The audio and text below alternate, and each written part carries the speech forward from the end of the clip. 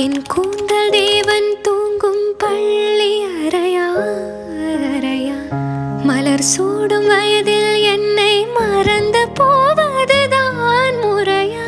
நினைக்காத நேரம் இல்லை காதல் ரதியே ரதியே, உன் பேரை சொன்னால் போதும் நின்று வழிவிடும் காதல் நதியே.